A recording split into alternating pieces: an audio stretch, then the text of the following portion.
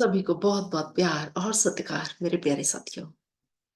जैसा कि हम लोग चर्चा कर रहे हैं अपनी वीडियोस में परमहंस योगानंद जी की ऑटोबायोग्राफी कथामृत के बारे में। तो अभी हम चल रहे हैं छठे अध्याय पर, जिसका शीर्षक है भाग स्वामी। तो पिछले वीडियो में हमने सुना था कि किस तरह से बाग स्वामी जी कूच बिहार की राजधानी गए थे और वहां के शहजादे ने उनको निमंत्रण दिया था राजा बेगम से लड़ने का, जो कि उन्होंने स्वीकार कर लिया था। और उसके लिए शहजादा खुद बहुत सी तैयारियां करवा रहे थे और ढोल बजा बजा कर पूरे शहर में कस्बों में ये मुनादी करवाई जा रही थी। और बहुत से लोगों ने इस अनोखे मुकाबले को देखने के लिए उत्सुकता से टिकटें खरीद ली थी। और मुकाबले के दिन सैकड़ों लोगों को टिकटें ना मिलने की वजह से निराश वापस जाना पड़ा। और बहुत से लोगों ने पंडाल तोड़ दिया और जहां कहीं भी गैलरी में जगह मिली वो वहां पर खड़े होकर उस मुकाबले को देखने लगे। फिर स्वामी जी लिखते हैं कि मैं शांत मन के साथ पंडाल में दाखिल हुआ और लंगोट के अलावा मैंने अपने शरीर पर और कोई भी वस्त्र धारण नहीं किया हुआ था। वो लिखते हैं, मैं सुरक्षा घेरे की कुंडी खोलकर अंदर गया और शांत मन से मैंने वो बंद कर दी। और अब बाघ को आदमी के खून की गंध आ गई थी और वो उछलकर लोहे के जंगले के साथ टकराया। स्वामी जी बोले, पलक झपकते ही मैं उस पिंजरे के अंदर चला गया और जैसे ही मैंने दरवाजा बंद किया, राजा बेगम उछलकर सीधा मेरे ऊपर आ लपका और मेरा दायां हाथ बुरी तरह से जख्मी कर दिया। और बाघ की पसंद की जो मनुष्य धारा, खून की जो धारा थी, वो बहने लगी। स्वामी जी ने कहा कि अब मुझे उस महात्मा की भविष्यवाणी सत्य होने के आसार जैसे नजर आने लगे, क्योंकि इस तरह की गंभीर चोट मुझे जिंदगी में पहली बार लगी थी।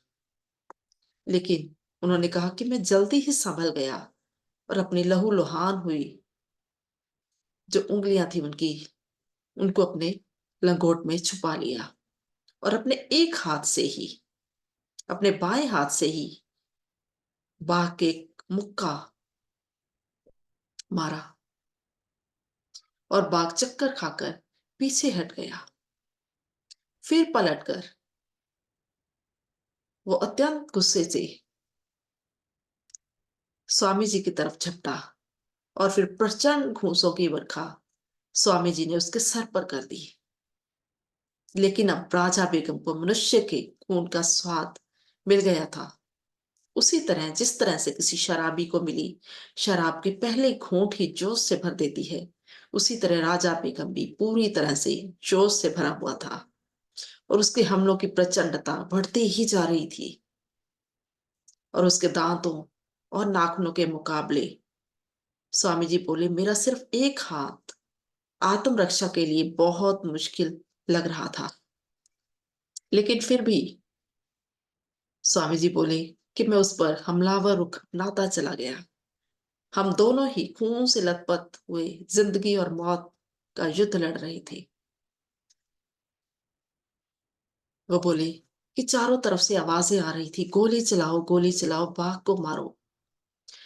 और मनुष्य और बाघ के बीच में जो युद्ध था, लड़ाई थी, वो इतनी तेज चल रही थी कि सिपाही ने जब गोली चलाई तो उसका निशाना भी जो था वो चूक गया।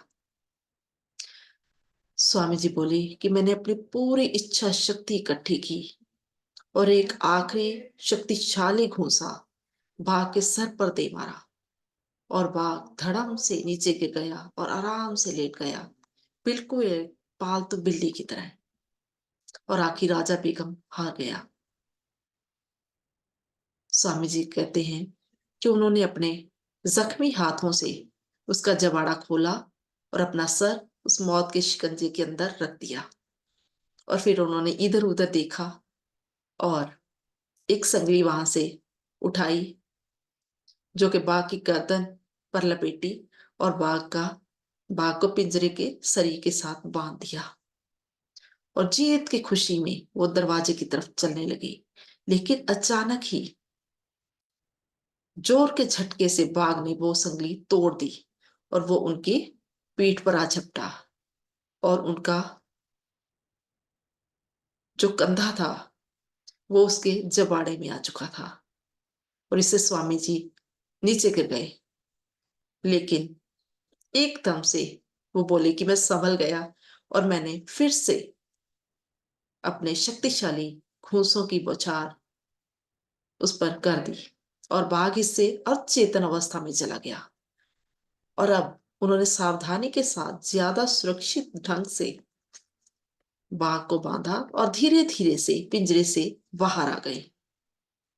स्वामी जी बोले कि अब मैं बुरी तरह से जख्मी तो हो गया था, लेकिन मैंने तीनों शर्तें पूरी कर दी थी।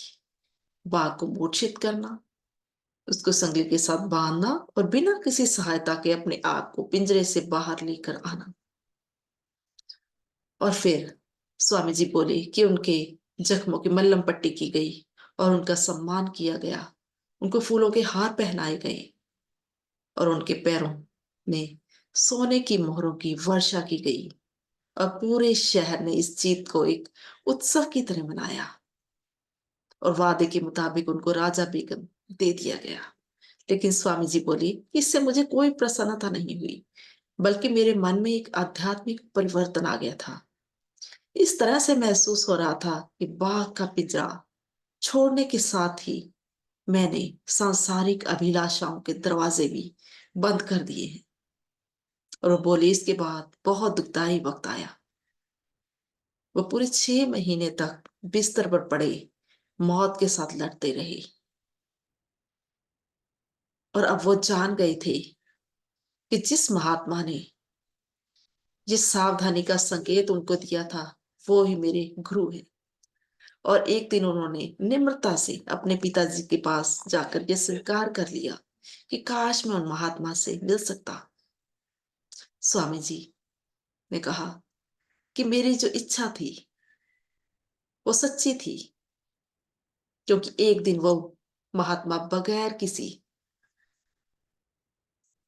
सुनेहे के उनके घर पर पहुंच गए और वो बोले, बाघों को काबू करने के कौतिक बहुत हो चुके, अब चलो मैं तुम्हें इंसानी मन के जंगल में अज्ञानता के जानवरों को काबू करना सिखाता हूँ।